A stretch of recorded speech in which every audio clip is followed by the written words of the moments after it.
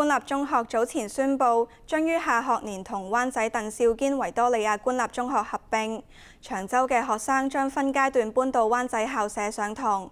日後同學每日要用大約3個鐘頭搭船返學放學。學生有咩憂慮？盧永培去長洲同佢哋傾過。一個返學嘅朝早，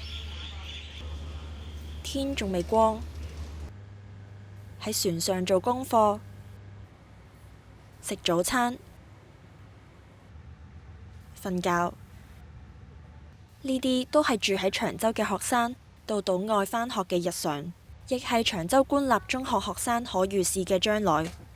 長洲官立中學近日宣布，將會同灣仔鄧肇堅維多利亞官立中學合併。由升中4嗰年開始，佢哋天未光就要早起搭船返學。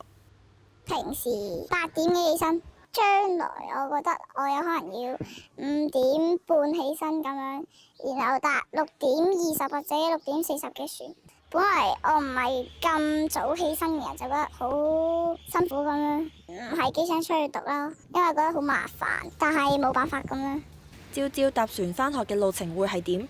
我哋實測一次，搭6點40分由長洲開出嘅船，大約7點35分到中環碼頭，再要轉巴士去灣仔，車程大約20分鐘。落車之後要行多大約7分鐘，舟車勞頓，全程1個鐘頭22分鐘，先啱啱唔使遲到，喺8點16分打鐘之前嚟到鄧肇堅維多利亞官立中學，連埋放學返屋企。一來一回，每日要花近3個鐘頭喺交通上。船費方面，月票大約400蚊，市區膳食較貴，又係另一筆開銷。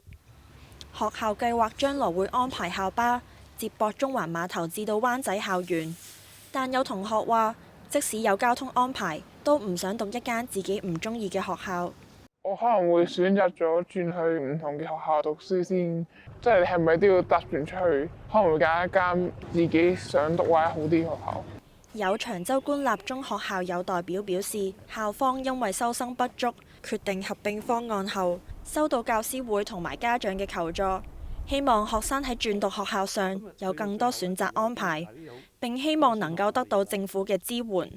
聽得最多就話咧，佢哋唔係一定想去圍觀噶嘛，即係可唔可以教育局可以譬如俾轉介信佢哋申請唔同嘅學校咯。有喺長洲土生土長嘅區議員話，一個健康嘅社區應該有齊幼稚園同埋中小學，依家中學殺校，擔心有骨牌效應。其實就係因為都擔心啲年輕嘅家長咧，其實即係都會都唔再考慮喺度讀幼稚園小學。其實呢一個咧就係正係冇中學，而導致家長有其他嘅考慮咯。當然而家好多家長都有條件咧，就帶小朋友出去讀書，但係咧始終係揀得長洲嘅都有自己嘅需要咯。議員亦話，未來會繼續收納家長嘅意見，適時調整支援方案。廣播新聞網記者盧永培報導。